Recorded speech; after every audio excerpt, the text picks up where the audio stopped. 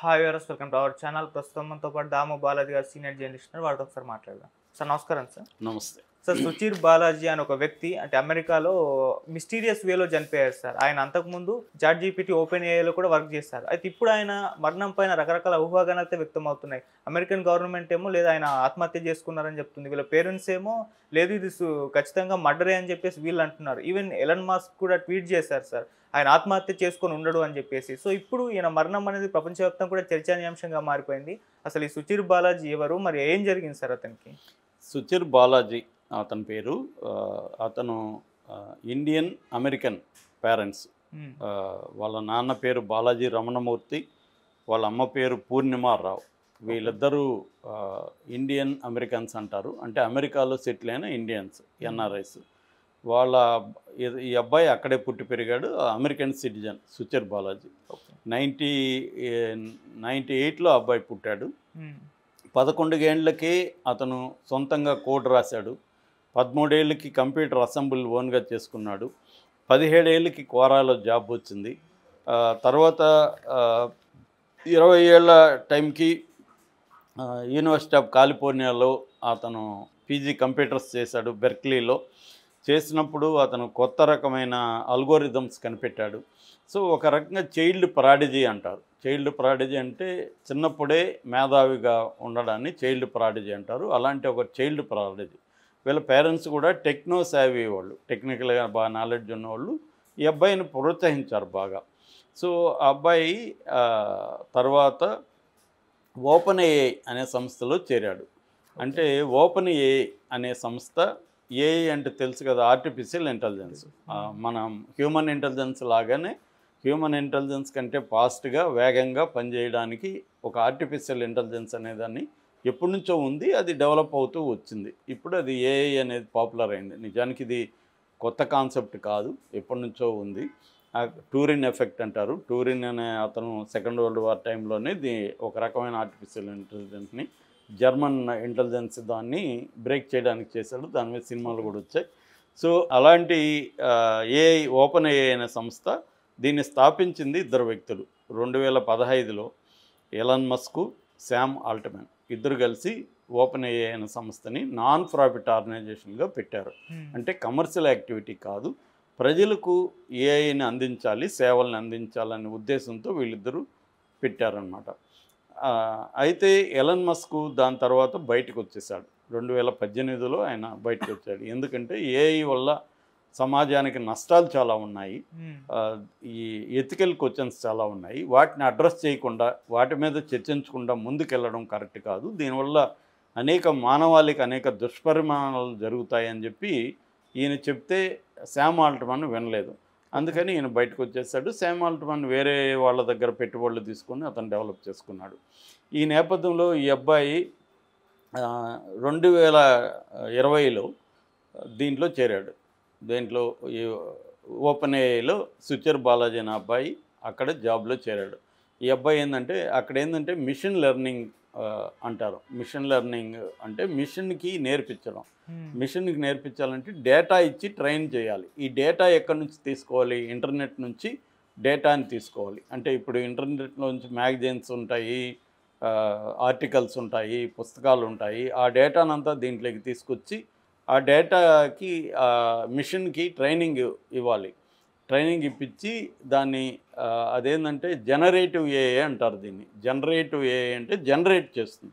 ఇప్పుడు నేను చాట్ జీపీటీలోకి వెళ్ళి నేను ఒక ప్రశ్న అడిగాను అనుకో, ఫర్ ఎగ్జాంపుల్ 2025 ఇండియన్ ఎకనామీ ఎలా ఉండబోతుంది, ఏ అంశాలు ప్రధానంగా పాజిటివ్గా ఉంటాయి, ఏ అంశాలు నెగిటివ్గా ఉంటాయని నేను అడిగాను అనుకో, అది సెకండ్స్లో ఒక ఆర్టికల్ లాగా రాసి ఇచ్చేస్తుంది.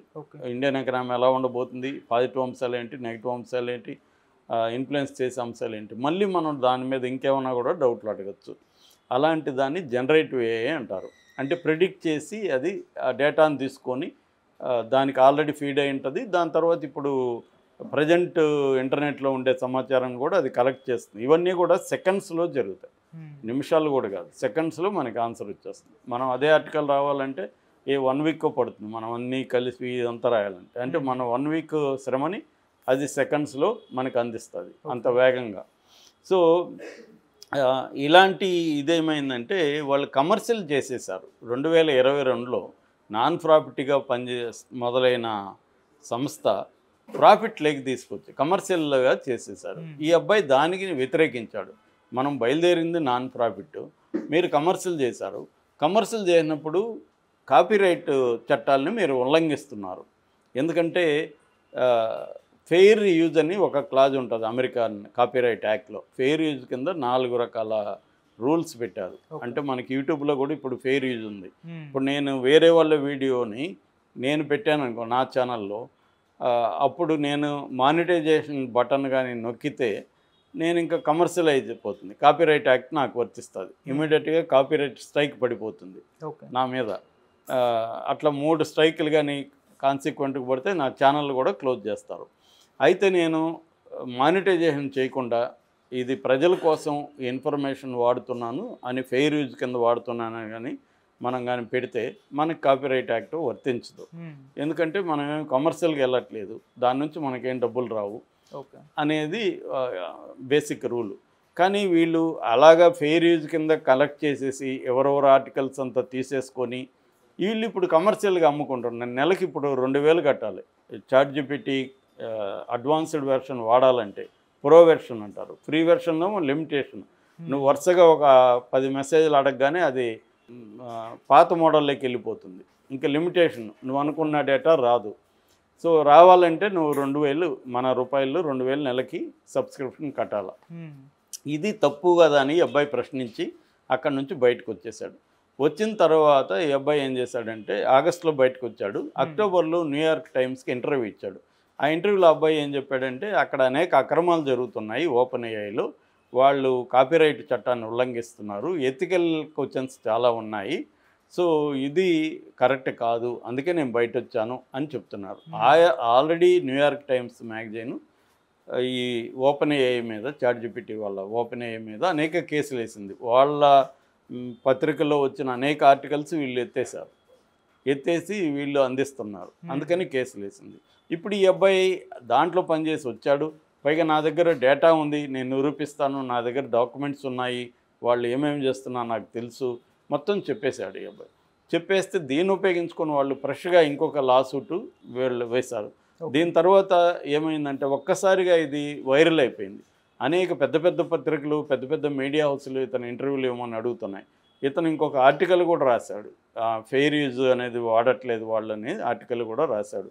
ఇలాగా ఏమైపోయిందంటే ఇప్పుడు ఈ AI platforms, generative AI platforms మొత్తం $150 బిలియన్ వర్త్ ఉంటాయి ఇవి అనమాట. ఇవన్నీ అంటే ప్రధానంగా వీళ్ళ మధ్య కూడా కాంపిటీషన్. ఇప్పుడు చాట్ జీపీటీకి జెమినీ ఏఐ అంటారు, అంటే గూగుల్ వాళ్ళది విపరీతంగా డబ్బులు పెట్టి డెవలప్ చేస్తున్నారు. కోపైలట్ మైక్రోసాఫ్ట్, తర్వాత క్లాడ్ ఏఐ, చాట్ జీపీటీలో పనిచేసిన కొంతమంది బయటకు వచ్చి క్లాడ్ ఏఐ అని పెట్టారు, పర్ప్లెక్సిటీ, ఇలాగా చాలా ప్లాట్ఫామ్స్ ఇవాళ రంగంలో దిగి కాంపిటీషన్ పెరిగింది, విపరీతమైన డబ్బులు పోరింగ్ అవుతున్నాయి దీంట్లోకి.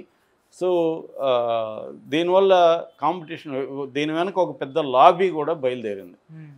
సో ఈ క్రమంలో ఈ అబ్బాయి విజల్ బ్లోవర్ అంటారు ఇలాంటి వాళ్ళని, అంటే ఒక కంపెనీలో పనిచేసి ఆ కంపెనీలో జరిగే అవినీతి కావచ్చు, అక్రమాలని బయటపెట్టే వాళ్ళని విజల్ బ్లోయర్స్ అంటారు.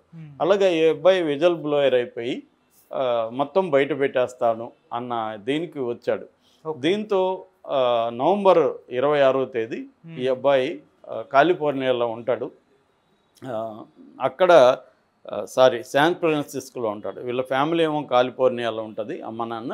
ఈ అబ్బాయి శాన్ ఫ్రాన్సిస్కోలో ఒక ప్లాట్ తీసుకొని ఉంటాడు. బయటకు వచ్చినాక ఈ అబ్బాయి ఏం చేస్తున్నాడంటే మెడికల్ ఏఐని, మెడికల్ ఫీల్డు, న్యూరో సైన్స్ ఫీల్డ్లో ఆర్టిఫిషియల్ ఇంటెలిజెన్స్ని డెవలప్ చేయాలి నాన్ ప్రాఫిట్ కింద అన్న ప్రాజెక్ట్ మీద వర్క్ చేస్తున్నాడు.